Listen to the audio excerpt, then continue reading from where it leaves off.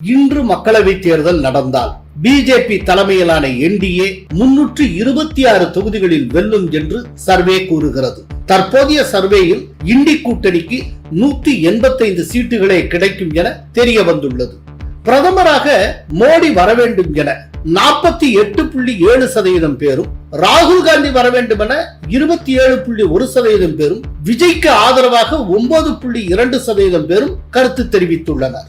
பிரதமர் மோடியின் செயல்பாட்டில் 51% இந்தியர்கள் திருப்தி தெரிவித்துள்ளனர். ஒரே நாடு ஒரே தேர்தலை 70% பேர் ஆதரிப்பதாகவும் 24% பேர் மட்டுமே எதிர்ப்பதாகவும் சர்வே கூறுகிறது. 1989 நவம்பர் 4 காஷ்மீர் உயர்நீதிமன்றத்தின் அருகே பட்டப்பகலில் ஓய்வு பெற்ற செஷன்ஸ் நீதிபதி நீல்காந்த் கஞ்சு கொல்லப்பட்டார். ஸ்ரீநகர் வீதியில் வீசப்பட்டிருந்த நர்ஸ் சரளா பட் உடல் அருகே போலீசுக்கு தகவல் தந்தவர் என்கிற குறிப்பு காணப்பட்டிருந்தது. இருவரது உடல் முழுவதும் கடும் சித்திரவதைக்கான தடயங்கள் காணப்பட்டன. பல இடங்களில் எலும்புகள் முறிக்கப்பட்டிருந்தன, கண்கள் தோண்டப்பட்டிருந்தன, உடல் முழுவதும் சிகரெட்டால் சூடு வைக்கப்பட்டிருந்தது. இந்திய ராணுவத்தினர் சீருடையில் புகுந்த லஷ்கர் இ தொய்பா பயங்கரவாதிகள் 23 காஷ்மீர் பண்டிட்டுகளை சுட்டுக் கொண்டனர்.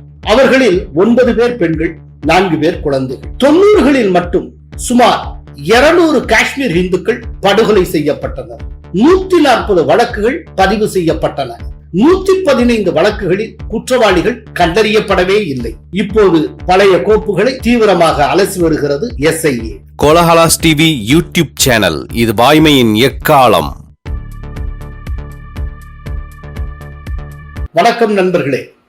இந்தியா டுடே மற்றும் சி ஓட்டர்ஸ் இணைந்து நடத்திய mood of the nation survey result நேற்றிரவு வெளியானது. ஜூலை 1 முதல் ஆகஸ்ட் 25 வரை 25,184 பேரிடம் கருத்து கணிப்பு நடத்தப்பட்டது. அதே நேரம் சி ஓட்டர்ஸ் சார்பாக கடந்த 6 மாதங்களாக 91,795 பேரிடம் எடுக்கப்பட்ட சி ஓட்டர்ஸ் ரெகுலர் டிராக்கிங்கும் சேர்க்கப்பட்டு நேற்று முடிவுகள் வெளியாகின. மூட் ஆஃப் த நேஷன் முடிவுகள் என்ன கூறுகின்றன என்பதை பார்ப்போம். இன்று மக்களவை தேர்தல் நடந்தால் பிஜேபி தலைமையிலான என்டிஏ 326 தொகுதிகளில் வெல்லும் என்று சர்வே கூறுகிறது. கடந்த ஜனவரி மாதம் எடுக்கப்பட்ட மூட் ஆஃப் த நேஷன் சர்வேயில் என்டிஏவுக்கு 352 சீட்டுகள் கிடைக்கும் என்று தெரிவிக்கப்பட்டிருந்த நிலையில் தற்போது 26 சீட்டுகள் குறைந்துள்ளன. பாரம்பரிய வாக்காளர்களின் நம்பிக்கையை என்டிஏ தொடர்ந்து தக்க வைத்தாலும் 2029 தேர்தலில் ஜென்சி வாக்காளர்களை கையாளுவதில் என்டிஏ கடும் சவால்களை எதிர்நோக்கும் என்று தெரிய வந்திருக்கிறது. அதே நேரம் காங்கிரஸ் அங்கம் வகிக்கும் இண்டி கூட்டணிக்கு மக்கள் மத்தியில் பெரிய அளவில் மவுசு அதிகரிக்கவில்லை. தற்போதைய சர்வேயில் இண்டி கூட்டணிக்கு 185 சீட்டுகளே கிடைக்கும் என தெரிய வந்துள்ளது. கடந்த ஜனவரியில் எடுக்கப்பட்ட சர்வேயின் போது இண்டி கூட்டணிக்கு 182 சீட்டுகள் கிடைக்கும் என்று தெரிய வந்தது. 2024 லோக்சபா தேர்தலில் 234 தொகுதிகளில் வென்ற இண்டி கூட்டணி தற்போது 49 தொகுதிகள் குறைவாக பெறும் என்று தெரிய வந்திருக்கிறது. தனிப்பட்ட கட்சியாக பிஜேபி 261 சீட்டுகளை வெல்லும் என்கிறது சர்வே.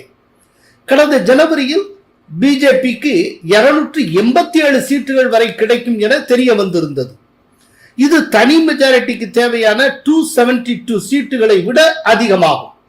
தற்போதைய சர்வேயில் இது குறைந்துள்ளது. அதாவது கடந்த ஜனவரி மாத சர்வேயில் இருந்து 26 சீட்டுகள் பிஜேபிக்கு குறைகிறது. என்றாலும் கடந்த லோக்சபா தேர்தலோடு ஒப்பிடுகிற போது பிஜேபி வென்ற 240 சீட்டுகளை விட இது அதிகமாகும். மறுபுறம் காங்கிரஸ் மெல்ல மெல்ல வலுப்பெற்று வருவதாக சர்வே தெரிவிக்கிறது. கடந்த ஜனவரி மாத மூட் ஆஃப் த நேஷன் சர்வேயில் 80 சீட்டுகள் வரை காங்கிரஸ் வெல்லும் என்று தெரிவிக்கப்பட்டிருந்த நிலையில் தற்போது 106 சீட்டுகளாக அதிகரித்திருக்கிறது. வாக்கு சதவீத அடிப்படையில் பார்த்தால் என்டிஏவுக்கு 45.1% வாக்குகள் கிடைக்கும் என தெரிய வந்துள்ளது. இது ஜனவரி மாத சர்வேயில் என்டிஏவுக்கு 47% வாக்குகள் கிடைக்கும் என தெரிய வந்திருந்தது.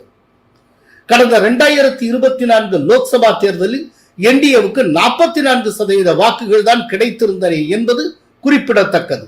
அதோடு ஒப்பிடுகிற போது இப்போது கூடுதலாகவே வாக்குகள் என்டிஏவுக்கு கிடைத்திருக்கிறது. பிஜேபிக்கு மட்டுமே 39% வாக்குகளும், காங்கிரசுக்கு 21% வாக்குகளும், மற்ற அனைத்து கட்சிகளும் சேர்த்து 40% வாக்குகளும் பெறும் என்கிறது சர்வே. அதே நேரம் இந்தி கூட்டணியின் வாக்கு சதவீதத்தில் பெரிய அளவில் மாற்றம் இல்லை. ஜனவரி மாத சர்வேயில் இந்தி கூட்டணிக்கு 39% வாக்குகள் கிடைக்கும் என தெரிவிக்கப்பட்டது. தற்போதைய சர்வேயில் 39.1% கிடைக்கும் என தெரிவிக்கப்பட்டுள்ளது. பிரதமராக மோடி வர வேண்டும் என 48.7% பேரும், ராகுல் காந்தி வர வேண்டும் என 27.1% பேரும், விஜய்க்கு ஆதரவாக 9.2% பேரும் கருத்து தெரிவித்துள்ளனர். எதிர்க்கட்சிகளுக்கு தலைமையேற்று நடத்த சரியான தலைவர் யார் என்கிற கேள்விக்கு ராகுல் என்று 29% பேரும், விஜய் என்று 12.2% பேரும், கேஜ்ரிவால் என்று 7.5% பேரும், அகிலேஷ் என்று 6.9% பேரும் கருத்து தெரிவித்துள்ளனர். பிரதமர் மோடியின் செயல்பாட்டில் 51% இந்தியர்கள் திருப்தி தெரிவித்துள்ளனர். 17% பேர் பரவாயில்லை என்றும், 27% பேர் மிக மோசம் என்றும் கருத்து கூறியுள்ளனர். கடந்த ஜனவரி மாதம் எடுக்கப்பட்ட சர்வேயின்படி மோடி நன்றாக செயல்படுவதாக 57% பேர் கருத்து தெரிவித்திருந்த நிலையில் தற்போது 6% குறைந்திருக்கிறது. லோக்சபா எதிர்க்கட்சி தலைவராக ராகுல் காந்தியின் செயல்பாடுகள் மிகச் சிறப்பாக இருந்ததாக 23% பேரும், நன்றாக இருந்தது என 25% பேரும், பரவாயில்லை என 18% பேரும் கருத்து தெரிவித்துள்ளனர். மோசம் என்று 14% பேரும், மிக மோசம் என்று 13% பேரும் கருத்துரைத்துள்ளனர். எல்லாவற்றுக்கும் மேலாக ஒரு முக்கியமான விஷயத்தை மூட் ஆஃப் த நேஷன் சுட்டிக்காட்டி இருக்கிறது. ஒரே நாடு ஒரே தேர்தலை 70% பேர் ஆதரிப்பதாகவும் 24% பேர் மட்டுமே எதிர்ப்பதாகவும் சர்வே கூறுகிறது. இந்தியர்கள் எந்த அளவுக்கு புத்திசாலிகள் என்பதை இதிலிருந்து நாம் தெரிந்து கொள்ளலாம். காஷ்மீர் பண்டிட் படுகொலைகள் பற்றிய பழைய வழக்குகள் என்னென்ன? காஷ்மீர் இந்துக்களை மிரட்டும் ஹிட்லிஸ்ட் ஒன்றை கடந்த 23ஆம் தேதியும் அதற்கு முன்பு ஆகஸ்ட் 7ஆம் தேதியும் யுனைடெட் லிபரேஷன் கவுன்சில் எனும் லஷ்கர் இ தொய்பாவின் ஓபன் ஃப்ரண்ட் வெளியிட்டிருந்தது. இது பற்றி நேற்றே காணொளி மூலம் விரிவாக நான் கூறியிருந்தேன். பிரதமரின் மறுவாழ்வு திட்டத்தின் கீழ் காஷ்மீருக்கு திரும்பி வந்து பணியாற்றும் காஷ்மீர் பண்டிட்டுகளுக்கு எதிராக அவர்களது பெயர்கள், போன் நம்பர்கள், வாகன எண்களை குறிப்பிட்டு இணையதளத்தில் மிரட்டல் விடுக்கப்பட்டிருந்தது. இது 1990களில் காஷ்மீர் பண்டிட்டுகளை இஸ்லாமிய பயங்கரவாதிகள் வேட்டையாடிய விதத்தை நினைவுபடுத்தியது. மீண்டும் 90களை நோக்கி காஷ்மீரை திருப்ப பயங்கரவாதிகள் முயற்சி செய்கிறார்களோ என்கிற சந்தேகத்தை உருவாக்குகிறது. இந்நிலையில் 90களை ஒட்டி இஸ்லாமிய பயங்கரவாதிகள் நடத்திய படுகொலைகள் தொடர்பான வழக்குகளை மீண்டும் விசாரிப்பதென ஸ்டேட் இன்வெஸ்டிகேஷன் ஏஜென்சி SIA முடிவு செய்திருக்கிறது. SIA தோண்டி எடுக்க போகும் முக்கிய வழக்குகள் பற்றித்தான் இப்போது பார்க்க போகிறோம். 1989 செப்டம்பர் மாதம் காஷ்மீரின் பிரபல வக்கீல் டிக்காலால் டப்ளூவுக்கு ஒரு சாக்லேட் பாக்ஸ் வந்து சேர்ந்தது. அந்த பாக்ஸில் முஸ்லிம் ஐக்கிய முன்னணியின் தலைவரான குவாசி நிசாரின் எச்சரிக்கை கடிதம் இருந்தது. காஷ்மீரை விட்டு டப்ளூ வெளியேறியாக வேண்டும் என்று உத்தரவிடப்பட்டிருந்தது. நிலைகுலைந்த வக்கீல் டப்ளூ தன் மனைவியையும் மகனையும் டெல்லியில் விட்டுவிட்டு தான் மட்டும் காஷ்மீர் திரும்பினார்.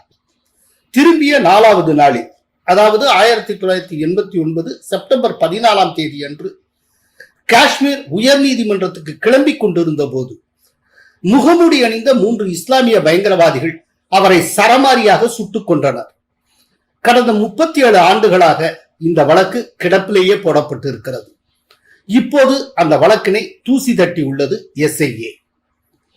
1989 நவம்பர் 4ஆம் தேதி காஷ்மீர் உயர்நீதிமன்றத்தின் அருகே ஹரிசிங் மார்க்கெட் தெருவில் உள்ள ஜம்மு காஷ்மீர் வங்கியில் பட்டப்பகலில் ஓய்வு பெற்ற செஷன்ஸ் நீதிபதி நீல்காந்த் கஞ்சு கொல்லப்பட்டார். காரணம் 1966 சிஐடி இன்ஸ்பெக்டர் அமர்சந்த் என்பவரை கடத்தி கொன்ற குற்றத்துக்காக ஜம்மு காஷ்மீர் விடுதலை முன்னணியின் தலைவர் மக்பூல் பட்டுக்கு 1968 துணிச்சலாக மரண தண்டனை வழங்கியவர் நீல்காந்த் கஞ்சு. தூக்கிலிருந்து தப்பிக்க மக்பூல் பட் சட்டத்தின் எல்லா வழிகளையும் பயன்படுத்தி பார்த்தார். எதுவும் நடக்கவில்லை. 1982 மக்பூல் பட்டுக்கு விதிக்கப்பட்ட தூக்கு தண்டனையை உச்ச நீதிமன்றம் உறுதி செய்தது. அதைத் தொடர்ந்து 1984 பிப்ரவரி 11 டெல்லி திஹார் ஜெயிலில் மக்பூல் பட் தூக்கிலிடப்பட்டார். மக்பூல் பட் தூக்கிலிடப்படுவதற்கு சில நாட்களுக்கு முன் இங்கிலாந்தின் பர்மிங்ஹாம் நகரில் உள்ள இந்திய துணை தூதரகத்தில் பணியாற்றிய ரவீந்திர மாத்ரே எனும் அதிகாரி கடத்தப்பட்டார். அவரை விடுவிக்க வேண்டுமானால் மக்பூல் பட்டை விடுவிக்க வேண்டும் என பயங்கரவாதிகள் பேரம் பேசினர். எதுவும் நடக்கவில்லை.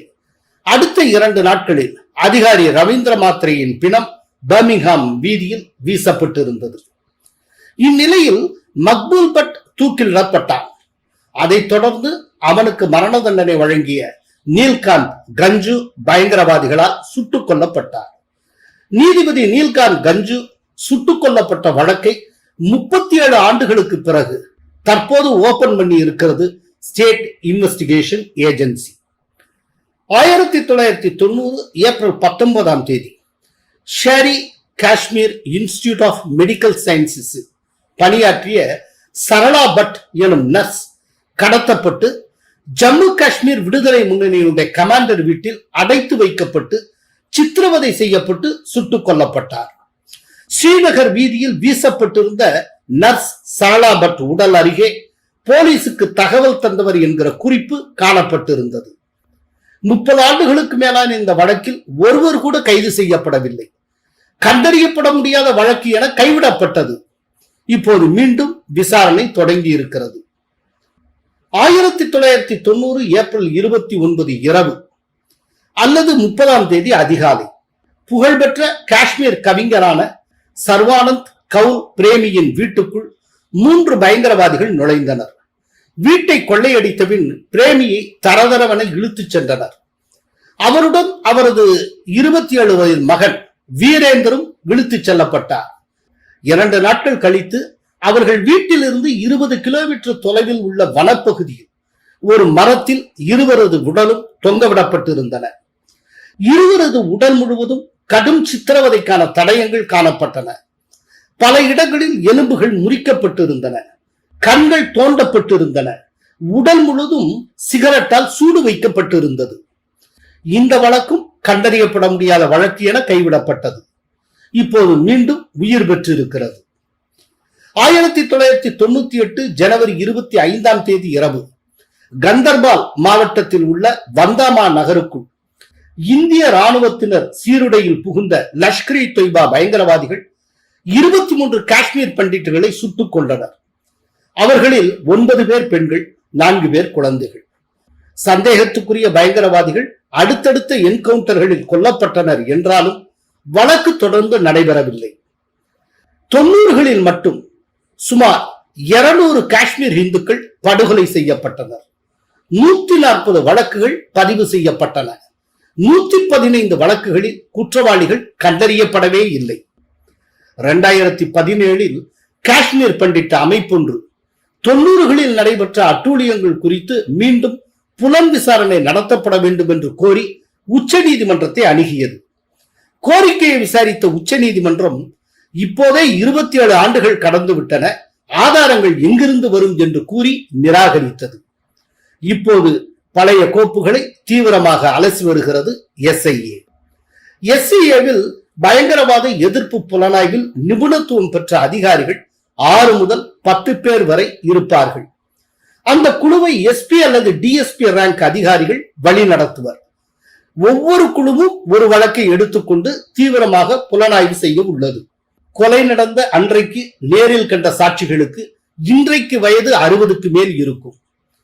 குற்றத்தில் ஈடுபட்டவர்கள் பரலோகத்தில் இருக்கின்றனரா பாகிஸ்தானில் இருக்கின்றனரா என்பது தெரியாது. கால வெள்ளத்தில் ஆதாரங்கள் காணாமல் போயிருக்கும். சாட்சிகள் பலர் இறந்திருக்கலாம். 30 ஆண்டுகளுக்கு முந்தைய வழக்குகளை இப்போது புலனாய்வு செய்வது என்பது திக்கு தெரியாத காட்டில் புதையலை தேடுவது போன்றதாகும். என்றாலும் பொறுத்திருந்து பார்ப்போம். நல்லதையே எதிர்பார்ப்போம். நன்றி, வணக்கம். கோலஹலாஸ் டிவி யூடியூப் சேனல், இது வாய்மையின் எக்காலம்.